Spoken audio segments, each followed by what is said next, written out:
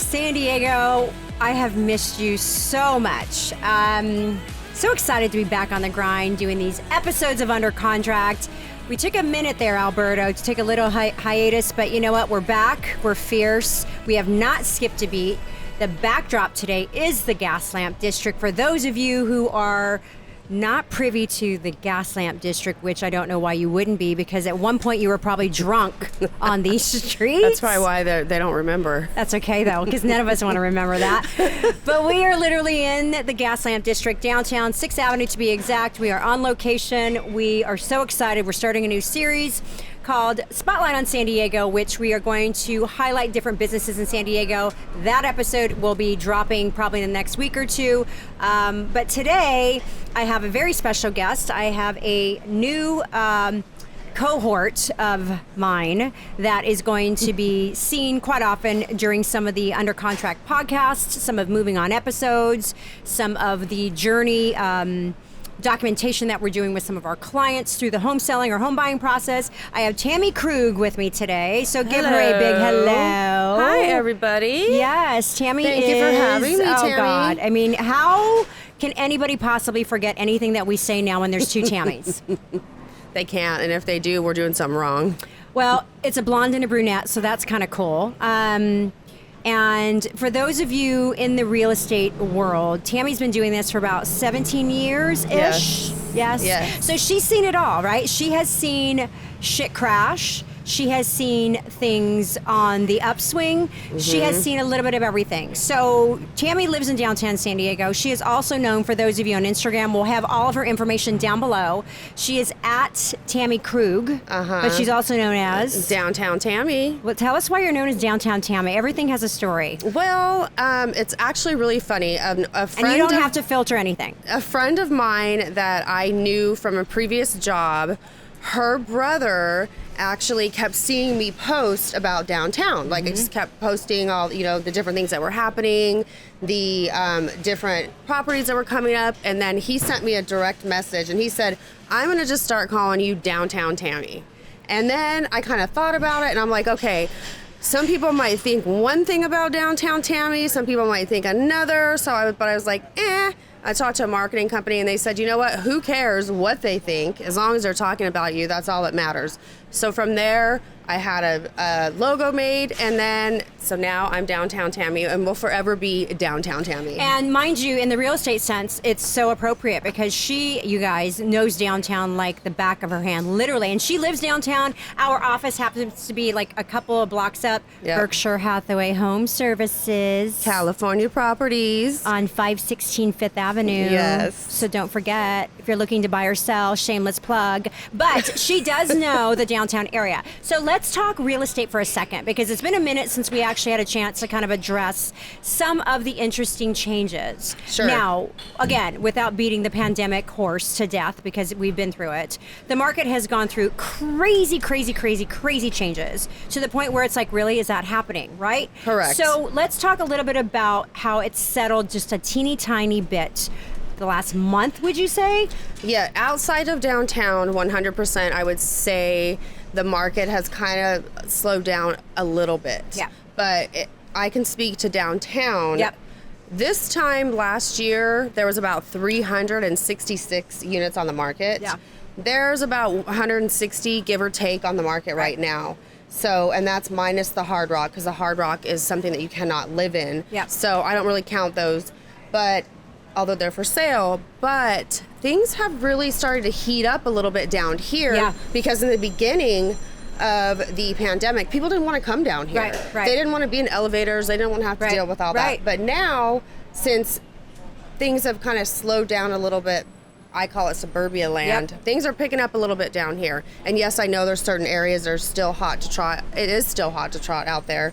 But there's a little bit of slowing. I see properties sitting a little bit longer, not as many offers. Now, I don't know if the not as many offers is because people are more qualified. Agents are actually bringing in more qualified more qualified buyers opposed to just writing on anything. Yes. Yep. And, who knows? But things are changing a little bit, definitely. It's interesting because as you were saying that, I was going back in my mind and thinking about how the market was last year, over the last year up until maybe 3 months ago, and single family residences, as we know, was a shit show. When I say that, I mean that, meaning you could not, if you were selling your home would not last a day. And I know from experience, from some of the listings, things were going under contract before even hitting the market. So the single family residence arena, if you will, is slowing down for sure. Sure. Homes are sitting on the market a little longer. Inventory is more available. Buyers, quite honestly, are fucking tired of this bidding war and having to give their third born child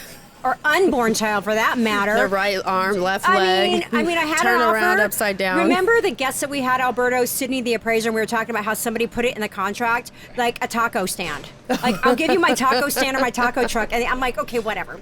But as far as that's concerned, yes, things are settling, and it's so exciting. I know I have a listing right now, and it's like, you know what? You have to manage those expectations when you have a seller, because it isn't like it was 2 months ago. Correct. Let alone 2 weeks ago. Correct. It is not the same. So half of our job is to not only negotiate these offers, whether you're on the buy or the sell side, but it's to play therapist, it's to play negotiator, it's to play mediator, it's to play, I don't know, sex therapist. I've had a client go, we were just like, we didn't have sex for a while and we feel better today, so yeah, let's submit an offer. What?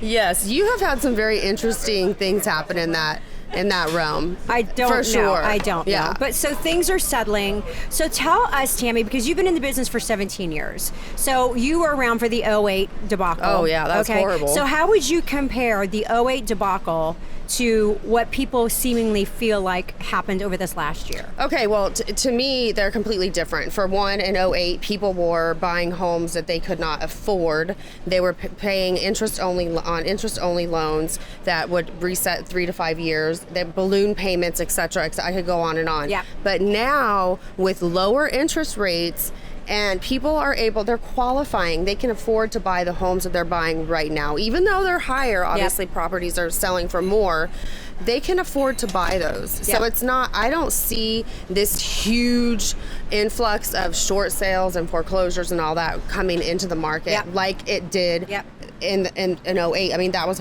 a horrible time. We were bank-owned properties, short sale. It was insane. I don't see that happening this time. Right. I think people that are purchasing right now they can afford what they're buying. Right. And, money is cheap right now. Interest rates are super low. For sure. So I think that they can definitely afford it a lot more than they could back then. And I see it's a completely different market. Yeah. That's my personal opinion. A lot of other agents' opinions as well. But you know what? Anything can happen. Yeah. But it's a totally different ballgame. And they had a lot of truth and lending issues back then. Oh, remember? 1,000%. I mean, it was like, oh my gosh, anything was manufactured. Anything you could do. It was crazy. I mean, it was one of those things you're like, okay, wait, you're doing what? Right. Okay, great. Okay. And you're just telling me that you made this amount, so you're not showing me any proof? Oh, wait, and it's under, okay, got it, yeah. So yeah, it's kind of, I'm happy that it is where it is because I feel it changing. I feel things are kind of moving and it's going to continue to. Who knows? We don't have crystal balls, right? But at the end of the day, we have a sense about what's happening. Right. And all we can do is educate. That's it. So tell us a little bit. Let's talk about you for a second because you're part of the team now. You're part of the moving on structure and the journey here. We all have our moving on story. Right. So, I know mine and I've been very transparent with everybody about breast implant illness and how 4 months ago, oh my gosh, I had these toxic bags removed. I'm feeling great. My skin is glowing. I'm still not wearing makeup, but I am so much healthier. So we'll do another podcast on that update. But your moving on journey is different. So, whatever you feel like sharing, tell us a little bit about what got you to that place. First of all, I still have my breast implants. I'm jealous. You guys, Tammy has everything that I once had. She has the breasts and she has the lashes. I used to have those both. But that's okay. My day is coming. If I have to wear a padded fucking bra, that's going to happen. Okay, but anyway, I'm sorry, Berkshire Hathaway. I hope that we are not making anybody mad. Alberto is going to tune out. He's going to bleep those out. My moving on story is, we talked about it a little bit in the past, but I moved down here from Rancho Bernardo in 2013, and I've been down here selling real estate since 2004, but I moved down here 2013, partied it up, had an amazing time. And then I decided to stop drinking. So I stopped drinking. I had to take a few couple years off because due to some surgeries and a couple other things. And then I just recently, within this year, have decided to put 1,000,000,000% into real estate. And only way you can do it. And, you know, work my ass off. And so that's what I'm doing. And, you know, I was lucky enough to meet you. You coming into the office was amazing, and I'm given the opportunity to do this, which is moving on from where I was at to doing something that's still in obviously real estate, but it's a little different. It's a different. We're helping people in a very interesting way. In an interesting, totally different way, and with me, a completely different mindset. Yeah, for sure. So it's interesting because some of the stories that we come across are either gut-wrenching or they make you stop and go, okay, I really don't have any problems. Right? Because there are so many people out there that are in desperate need of help while they're selling their home, while they're buying a home, who don't really know they have the right. They don't even know that they have the ability, let alone, wait, I can be a homeowner? Yeah. Regardless of what you've been through, whether you've gone through, you know, overcoming alcohol or drugs or an eating disorder or divorce. A breakup, anything. You know, if your health has been an issue, you can overcome that and you can become a homeowner. It's super simple. And that is what we strive for, you guys, with the Moving On team. It, you know, is whatever life transition you're going through, whether it is a divorce or you're becoming an adult now and you're going from renting to owning or you're downsizing, whatever your moving on is, that is what we do. And I'm so happy to have the ability to bring people into this opportunity like Tammy, who gets it. She has walked the walk. She talks the talk. You know, you have to have a team around you or working for you in this game we call real estate. Because if you don't have a team that A, keeps each other accountable, A, will fight for you through this whole process, and B, truly be your advocate through a very exciting time, but it can be stressful, it can be overwhelming, it can be daunting, but let us do the heavy lifting. Let us do those things for you so that you can have the home ownership title at some point, right? Correct. So if you were to give any tips to a first-time home buyer right now, what would they be? First of all, make sure you keep your credit up. That's one thing. And I'm drinking water. This is not alcohol. And I'm drinking water as well. The other thing I would say would be to obviously speak to a lender. If you're, you know, getting a loan, you need to speak to a lender 100%. A lot of people want to start looking and they're just like, let's go out, let's go look. And they have no idea what they can afford or what they can afford. Oh, yes. So, and that's hard for us because we're like, okay, well, there's places all over the map. 100,000, I mean, not 100,000 here, but, you know, 300,000 to 20 million. So talk to a lender first. Talk to a lender. Even better, talk to a real estate agent first, and then speak to a lender, and then you figure out what you want to buy, what area you want to be. That's important. Figuring out exactly where you want to be is huge because San Diego is a huge county. For sure. So you need to figure out where you want to be. But first things first, you have to make sure that you can qualify for that home, afford it. You know, either you might be able to qualify for more than what you think, for sure, or less. So, and you know, down payment comes into play. There's a lot of things that come into play. But speak to a lender first before you do anything. A real estate agent and a lender. It's interesting because, you know, buyers have more buying power than they know. Correct. You know, and it always baffles me when they say, "Well, I got pre-approved 6 months ago." I'm like, "Okay, stop."